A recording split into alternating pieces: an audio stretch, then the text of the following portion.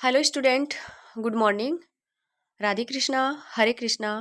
Drawing classes bye गुड़िया ma'am channel पे आप सभी का स्वागत है। बात करते हैं, हम जो कर रहे थे 1.5 अंक के प्रश्नों की। तो कल मैंने जो पार्ट डाला था बच्चों, उसमें क्या था कि जो हमारे 1.5 नंबर के प्रश्न थे उसमें से एक ही चैप्टर के मैं डाल पाई थी। ठीक है, अब देखो बच्चों, ये बातें मेरे पास नहीं है कि मैं एक ही प्रश्न बता दूं ये आएगा। एक पर्सन के साथ आप अगर 4-5 पर्सन उसी चैप्टर में से पढ़ते हो तो उसमें क्या हो जाता है। और मुझे नहीं पता कि एग्जैक्ट यही क्वेश्चन आएगा। अनुमानित तो 4-5 क्वेश्चन होते हैं। अब ये एक पर्सन लेके एक एक पर्सन लेके जो इसी तरह ऐसे ही चलते फिरते जो मॉडल पेपर बना के डाल रहे हैं, क्या गारंटी है वही मॉडल पेपर आ जाएगा। आप में से भी एक किसी बच्चे का एक रिक्वायरमेंट थी कि मैम मॉडल पेपर, या तो मॉडल पेपर कराओ तो कोई 15-20 हल करवाओ लगातार। ठीक है, एक मॉडल पेपर से मैं नहीं बता सकती आपको। ठीक है, इम्पोर्टेंट क्वेश्चन मैंने इसीलिए एक एक सिंगल सिंगल चैप्टर के सारे डाले हैं भाई। तो इससे क्या होता है, आप बहुत सारे क्वेश्चन पढ़ते हो तो आपके बहुत सारे फैक्टर क्लियर होते हैं। मतलब सारी थ्योरी, अगर सारे छोटे क्वेश्चन पढ़ते हो मेरे वाले, तो मैंने हर चैप्टर को एक्सप्लेन करा। छोटे क्वेश्चनों में भी मैंने पूरा चैप्टर एक्सप्लेन करवा दिया है, बड़े चैप्टर में मैंने करवा ही रखा है। तो 1.5 नंबर के जो क्वेश्चन हैं, कल जो वीडियो डाला, अगर आपने उस वीडियो को रीड कर लिया अच्छे से, अपनी बुक में निशान लगा लिया, उसके बाद मेरे द्वारा समझने के बाद और बुक में फिर से उनको रीड कर लिया, बस हो गया याद। तो मैं एक पर्सन ऐसे नहीं बता सकती आपको कि बस यही पर्सन पढ़ लो बाकी मत पढ़ो, ये बात मेरे पास नहीं है। ठीक है, तो 3 चैप्टर हैं हमारे 8 में से, जिनमें से 1.5 नंबर के क्वेश्चन है वो पूछे जाएंगे। वो 3 क्वेश्चन कौन से हैं, चैप्टर कौन से हैं? चैप्टर 3 जिसका मैं कल डाल चुकी हूँ वीडियो, और चैप्टर 4 और चैप्टर 8। ये 3 चैप्टर में से आपके आएंगे 1.5 अंक के क्वेश्चन। ठीक है, तो इसका मैंने कल डाल दिया, आप देख लेना।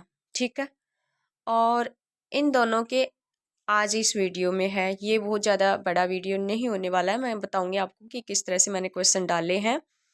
तो आप है ना ये वीडियो देखो ना, उसमें आपके पास जो भी नोटबुक है, जो भी आपकी ड्राइंग वाली जो बुक है, उसको लेकर बैठा करें। ठीक है, और चैप्टर को ओपन कर लें, पहले चौथे चैप्टर को ओपन करें। और अब हम शुरू करते हैं इन क्वेश्चंस को। योगिनी पेंटिंग की विशेषता बताइए। योगिनी पेंटिंग में से एक छोटा क्वेश्चन लास्ट ईयर पूछा था कि योगिनी पेंटिंग है वो कौन सी शैली से संबंधित है, तो वो बीजापुर शैली से है।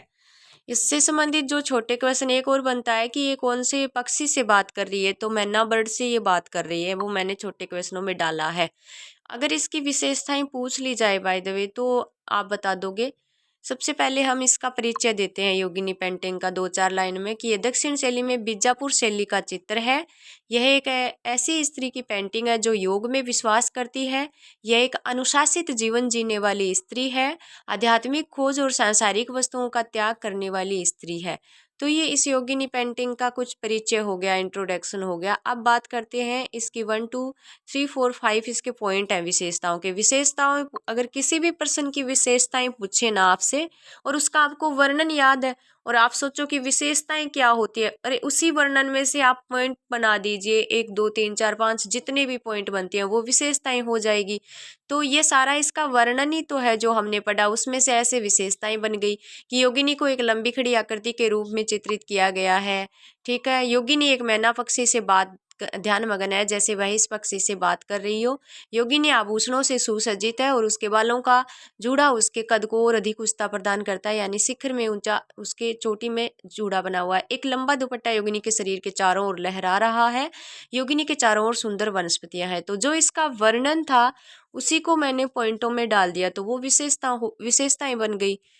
तो आगे देखिए, दक्षिण चित्र शैली में चित्रित लोकप्रिय विषय वस्तु क्या है। विषय वस्तु सब्जेक्ट मैटर, यानी जो चित्र बनाए चित्रकारों ने वो कौन कौन से विषयों को लेके बनाए थे।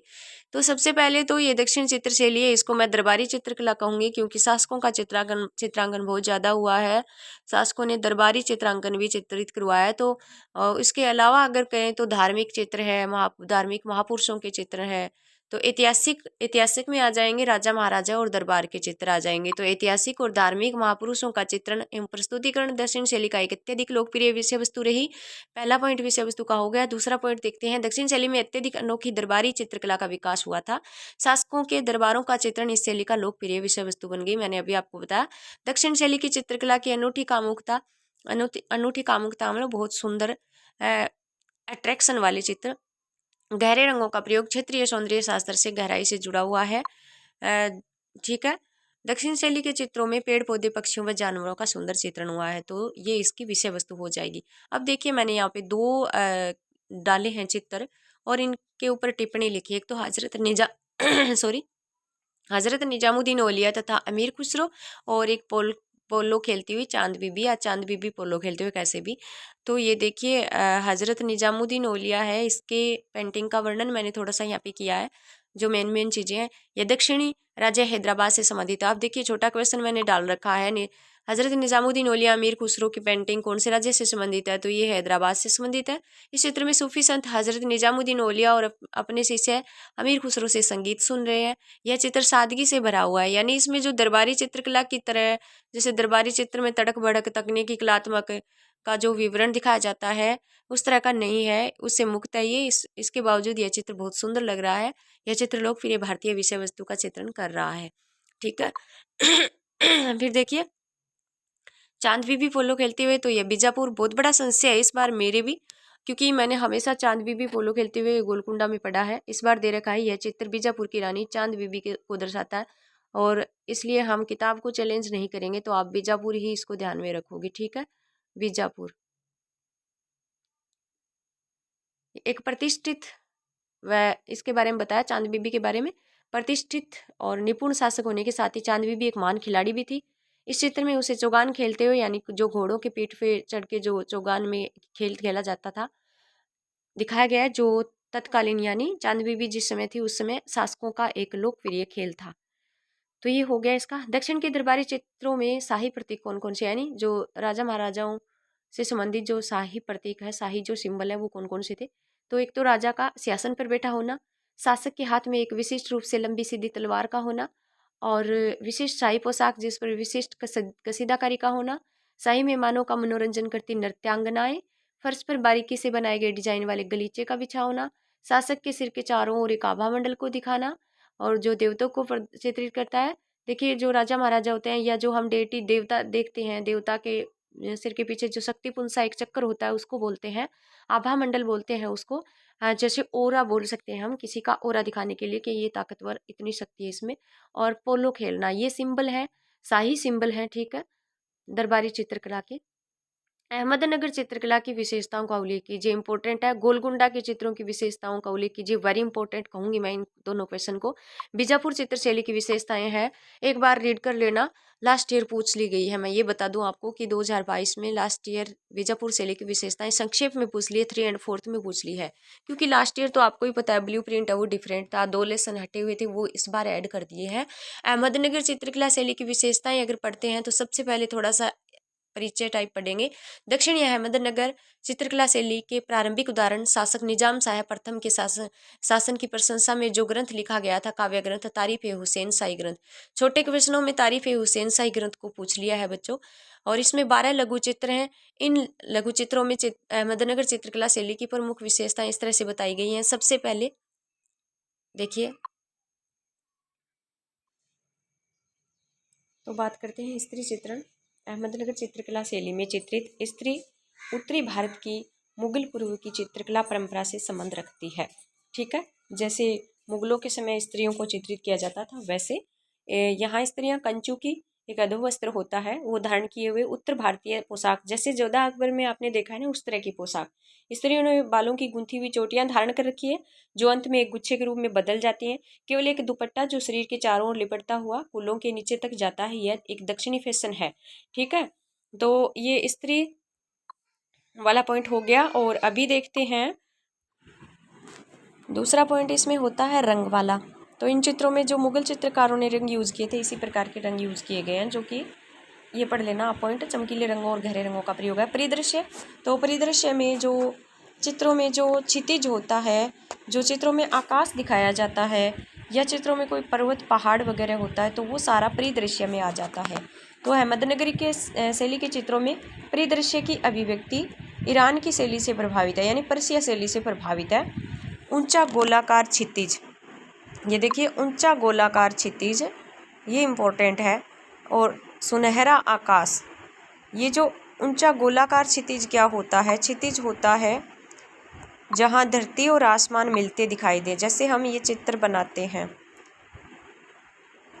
जैसे ये चित्र हम बना रहे हैं तो इसमें ऊंचा गोलाकार, यानी ये ऐसे धरातल बनाया ऊंचा गोलाकार, ये धरातल है पूरा। यहाँ पे चित्र आकृतियाँ बनाई जाएगी। ये जैसे यहाँ पे पेड़ पौधे हैं इस तरह से, और ये है आकाश, और आकाश यहाँ से शुरू हो रहा है। आकाश वाला जो रंग है वो कलाकारों ने यहाँ से आकाश दिखाया है। तो जहाँ धरती और आसमान मिलते दिखाई दे रहे हैं वो ये वाली रेखा हो गई। तो ये वाली रेखा है ना वो हो जाएगी हॉरिजॉन्टल लाइन हो जाएगी, क्षितिज रेखा। तो ये ऊंची है और गोलाकार है। तो आ गया ना समझ में कि उच्च गोलाकार क्षितिज अहमदनगर के चित्रों की एक मुख्य विशेषता बोल सकते हो आप। ठीक है, पुरुष चित्रण है तो इन चित्रों में पुरुषों की पोशाक उत्तर भारत की है। आपने जोधा अकबर देखा है तो अकबर ने जैसी पोशाक पहन रखी है वैसी है, नीचे एक चुस्त पाजामा, ऊपर जामा, कमर में एक पटका सा बंधा हुआ। ठीक है, तो इस तरह से आप बता दोगे। विशेषताएं है ना, विशेषताओं वाले पॉइंट पक्के रट लेना बच्चों। फिर देखिए गोलकुंडा चित्रशैली की विशेषताएं मैं इम्पोर्टेंट मानती हूँ, तो मैंने एक्सप्लेन नहीं किया है, आप अपनी बुक से एक्सप्लेन कर लेना। विषय वस्तु में तो वही दरबारी चित्रण, महापुरुषों का चित्रण, इस तरह से व्यक्ति चित्रण, ये कुछ लिख सकते हो।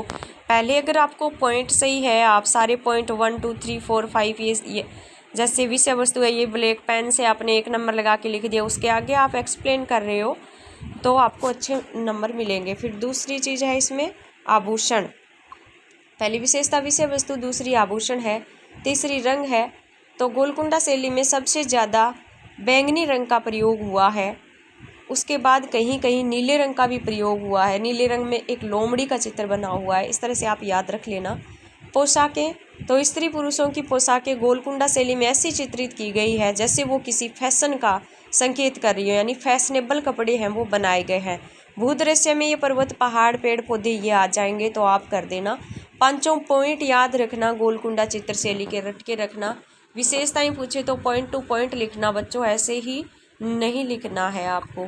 अब देखिए रागिनी प्रथम सिका ऑफ राग हिंडोला पेंटिंग की प्रमुख विशेषता बताइए। ठीक है, इसमें दीवान हाफिज एक पांडुलिपि थी वो पूछ ली है। बीजापुर शैली की संक्षिप्त में विशेषताएं पूछ ली है। और ये जो अभी हमने बात की थी पीछे, मैंने बताया कि इसका छोटा जो तारीफ हुसैन शाही ग्रंथ है उसको पूछ लिया है। ठीक है, तारीफ हुसैन शाही ग्रंथ को पूछ लिया। और ये पूछ लेंगे कि किसकी प्रशंसा में, तो वो मैंने छोटे क्वेश्चनों में डाल रखा है। तो अभी देखिए हम बात कर रहे थे रागिनी प्रथम सिका। यह पेंटिंग बीजापुर शैली की मानते हैं बहुत सारे विद्वान। लास्ट ईयर नहीं, ये नहीं पूछा है, रागिनी प्रथम सिका नहीं पूछा, इस बार इम्पोर्टेंट लग रहा है मेरे को। तो यह पेंटिंग रागमाला परिवार से संबंधित है जिसका संबंध भारत की संगीत विद्याओं से है। जो रागमाला ग्रंथ है वो संगीत विद्या पर आधारित है बच्चों। उसमें जो रागनी है उनका एक पूरा परिवार होता है, रागनियों का पूरा परिवार होता है जिसमें अलग अलग प्रकार के राग हैं। जैसे हमने राजस्थानी चित्रशैली चैप्टर में पढ़ा था, आपको याद आया होगा, भैरवी, मालकोस, इस तरह से जो रागनियाँ हैं। तो ये जो रागिनी प्रथम सिका या पठम सिका भी मिल सकता है आपको, राग हिंडोला है, ये रागमाला परिवार से संबंध है इसका, संगीत विद्याओं पर आधारित है ये। 1590-95 ईस्वी की पेंटिंग है ये, और राष्ट्रीय संग्रहालय नई दिल्ली में इसका रखा गया है। विशेषताएं तो पहला पॉइंट आप डालोगे कि पर्शिया या ईरान का प्रभाव है इस शैली पर, पहला ही विशेषता ये। दूसरी मैंने बताया परिदृश्य या भूदृश्य की बात है। चित्र में जो पेड़ पौधे हैं, पर्वत पहाड़ हैं, ये चीज़ें आप इसमें लिख सकते हो। स्तरीय आकृतियाँ तो आपने इसका वर्णन पढ़ा होगा या आपको आपके सर ने करवाया होगा। इसमें देखिए कि इस चित्र में होता क्या है। इस चित्र में मेन सेक्टर में जो स्त्री बैठी है वो संगीत पर आधारित है, यानी संगीत का संकेत दे रही है, और वो क्या कर रही है, संगीत वाद्य यंत्र को बजा रही है, जैसे वीणा। तो इस तरह से आपको जो वर्णन आपने पढ़ा था वो कर दोगे। नेक्स्ट विशेषता इसमें मैंने डाली है रेखाएं। रेखाएं है ना, तो इस चित्र में आप लिख दोगे इस तरह से। इस चित्र में जो रेखाएं हैं वो गहरी रेखाएं हैं, लयात्मक रेखाएं हैं इस तरह से, और गहरी रेखाएं हैं, ठीक है। गहरी रेखाओं से लयात्मक और गत्यात्मक रेखाओं का प्रयोग किया गया है। क्योंकि रेखाएं लयात्मक और गत्यात्मक भी होती है। रंग तो इन चित्रों में गहरे चमकीले सुंदर रंगों का प्रयोग किया गया है इस पेंटिंग में। फिर देखिए हाथी का चित्रण। हमने जब इस पेंटिंग का वर्णन पढ़ा था ना, तो हमने लास्ट में इसके देखना आप रागिनी प्रथम शिखा ऑफ राग हिंडोला चित्र जो है आपके चैप्टर 4 में, उसमें देखना कि एक हाथी का चित्रण हुआ है जो अपनी सूंड को ऊपर उठाए हुए है, यानी वो क्या कर रहा है, स्वागत कर रहा है, स्वागत का प्रतीक है। तो इस तरह से ये रागिनी प्रथम शिखा ऑफ राग हिंडोला पेंटिंग की 6 विशेषताएं हो जाती हैं, और इनको आप याद कर लोगे, ठीक है। मेरे को लग रहा है ये इम्पोर्टेंट। अब देखिए बच्चों, चैप्टर 8 में से मैं आपको बता दूं कि जो गोंड साबरा पाट्टा बंगाल का पट चित्रण ये लास्ट ईयर पूछ लिए हैं, ठीक है। वॉरली पेंटिंग और मिथिला पेंटिंग परंपरा को समझाइए। ढोकरा कास्टिंग क्या है समझाइए, वेरी इंपॉर्टेंट है। फड़ चित्रण वाला जो दे रखा है उसको थोड़ा देख लेना आप। फड़ चित्रण बताइए राजस्थान की, राजस्थान में साफूरा भीलवाड़ा का नाम ले लोगे आप। जोशी जाति के लोग इसको कपड़े पे चित्रित करते हैं, और फड़ जाति पे जो देवी देवताओं के साथ जो स्थानीय जो वीर पुरुष होते हैं उनको भौमिया कहते हैं।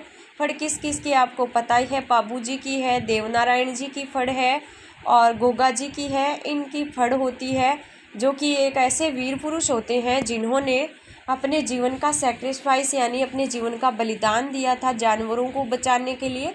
तो इस तरह से आप फड़ चित्रण के बारे में तो आप अच्छे से बता ही दोगे, ठीक है।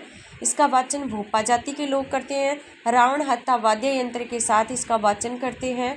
इस तरह से आप बता दोगे, ठीक है। भोपा कम्युनिटी है वो इसका वाचन करती है, इसको गा के सुनाती है।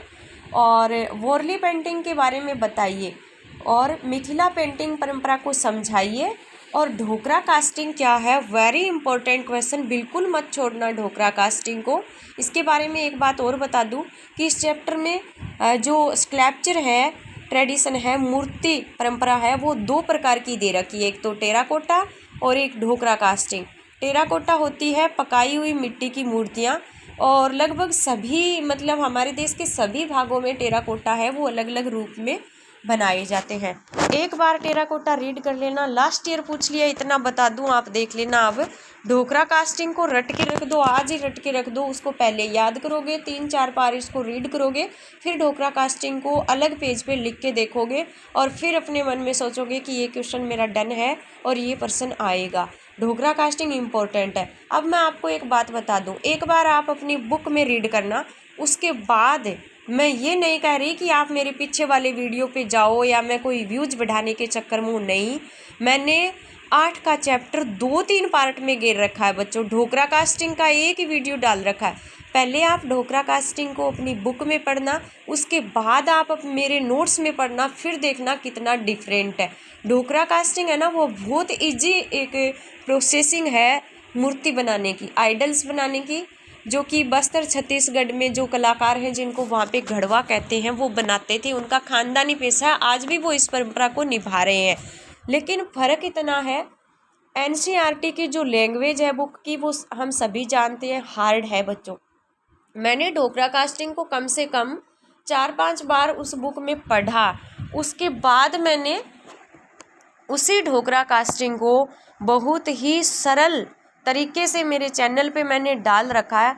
अभी टाइम कम है और मैंने चैनल पे ऑलरेडी डाल रखा है, तो मैंने इनका एक्सप्लेनेशन नहीं किया है यहाँ पे, क्योंकि मैं मेरे जितने भी नोट्स हैं, जितने भी मेरे 101 वीडियो है, ज़्यादा वीडियोस नहीं है मेरे, आप आसानी से देख सकते हो, सारे मेरे हैंडमेड नोट्स हैं, मेरे खुद के लिखे हुए नोट्स हैं, कोई मैंने कहीं से कोई कॉपी वगैरह नहीं करवा के डाले हैं। तो है ना, ढोकरा कास्टिंग मैंने बहुत अच्छे से, जो थंबनेल है, आप वीडियो लिस्ट निकालोगे, वीडियो पे क्लिक करोगे, पूरी लिस्ट निकलेगी, तो आप एकदम से नीचे जाओगे। कम से कम 4 महीने पहले मैंने वीडियो डाला है ढोकरा कास्टिंग का, टेराकोटा का, वोरली का मैं बता दूं आपको कि किताब में सीधा दे रखा है, और वोरली को मैंने स्टेप बाय स्टेप, वो लोग पहले क्या करते हैं उसके बाद वो क्या करते हैं, 4-5 पॉइंट बना के बहुत इजी वे में डाल रखे हैं। वोरली मिथिला ढोकरा मेरे चैनल पे ज़रूर देखना, एक बार सुनना बच्चों। और वो जो पहले वाले जो मेरे वीडियोज है ना, वो हैं बिल्कुल ही ज़्यादा टाइम के नहीं है, मतलब 15, 10, 12, 18 मिनट के हैं, तो इतना टाइम आप देना, क्योंकि इस चैप्टर में से वोरली मिथिला ढोकरा में से आपको 100% दिखेगा 1.5 नंबर का क्वेश्चन। ये आप मेरे से बोल देना चाहिए कि मैम नहीं आया, पक्का आएगा, ठीक है। तो आप चैनल पे एक बार जाके अपने फ़ायदे के लिए ज़रूर ये देखोगे जो मैंने डाल रखी है। इंग्लिश मीडियम वाले बच्चों के लिए भी, हिंदी मीडियम वाले, दोनों लैंग्वेज में मैंने डाल रखी है ढोकरा कास्टिंग, तो आप ज़रूर देखोगे। तो 1.5 नंबर के क्वेश्चन का जो हमारा चल रहा था वो यहीं पे ख़त्म होता है। एक बार ज़रूर आप पीछे वाले वीडियोस में देखना। मैं प्ले लिस्ट वगैरह नहीं प्रोवाइड करा सकती, क्योंकि मेरा अदर कोई चैनल, टेलीग्राम चैनल वगैरह नहीं है बच्चों, तो आप ज़रूर देखना। और नेक्स्ट जो हमारा रहेगा आज के दिन, वो रहेगा 3 और 4 का पार्ट रहेगा एक, तो क्योंकि 3 से लेकर के 13 तक 10 क्वेश्चन है, 4 से लेके 13 तक 10 क्वेश्चन है, वो आएंगे आपके 3/4 के। 3/4 के 10 क्वेश्चन होते हैं, तो आपके अंक होते हैं 7.5। तो मैं कोशिश करूँगी एक ही वीडियो में वो 10 क्वेश्चन मैं डाल दूँ, ठीक है, 10 या 15 क्वेश्चन वो डाल दूँ, इस तरह की मेरी कोशिश रहेगी। और एक छोटा सा मैं बनाऊँगी 7 और राजस्थानी चित्रशैली वाले चैप्टर से। तो राजस्थानी चित्र वाली शैली तो मैं तो आपसे बता रही हूँ, फर्स्ट डे से मैं बता रही हूँ बच्चों को, जोधपुर बूंदी को छोड़ के बाकी सभी शैलियों को रीड कीजिए, 2 शैलियाँ उनमें से मिलेगी। मैं नहीं कह सकती कि ये इम्पोर्टेंट है, हाँ 2-4 हो सकती हैं, कोटा है, किशनगढ़ है, जयपुर है, मारवाड़ है, ये इम्पोर्टेंट है। इनको 4 को ज़्यादा याद कर लो, 4 में से कम एक तो दिखेगी आपको वहाँ पे। और जो 7 का चैप्टर है बच्चों, वो न्यू चैप्टर है, बिल्कुल न्यू चैप्टर है, लास्ट ईयर उसको नहीं पूछा, हटा दिया गया। उसमें 12 पेंटिंग है जो मैंने मेरे चैनल पे डाल रखी हैं, उनका इजी वे में मैंने वर्णन डाल रखा है। छोटे क्वेश्चन मैंने 7 के चैप्टर के सारे डाल रखे हैं, तो वो आप देख लोगे। उन 12 में से 2 आपको मिलेंगी, या फिर किसी आर्टिस्ट का, या अमूर्त कला के बारे में मैंने डाल रखा है, मैं मानती हूँ इंपॉर्टेंट है, अमूर्त कला का पूछ लेंगे। और मैं फिर से सजेशन कर दूँगी 4-5 क्वेश्चन और, ठीक है। आप लोगों को ये रहता है कि कुछ गिने चुने 2-4 क्वेश्चन ही बताएं, तो वो 4-5 मैं और बता दूंगी, उसमें से एक तो पक्का दिख ही जाएगा। तो इस तरह से 2 वीडियो मैं आज के दिन में और डालने की कोशिश करूँगी। तो आप है ना बने रहिए मेरे चैनल पे, और ये वीडियो आप ज़रूर देखना, बिना स्किप किए हुए देखना। Dhokra casting, वोरली painting, Mithila painting के लिए एक बार फिर से कह रही हूँ, चैनल पे बैठ जाना बच्चों, एक बार बैठ जाना, क्योंकि मैंने बहुत अच्छे से एक्सप्लेन करवा रखा है। तो आज के लिए बस इतना ही, धन्यवाद।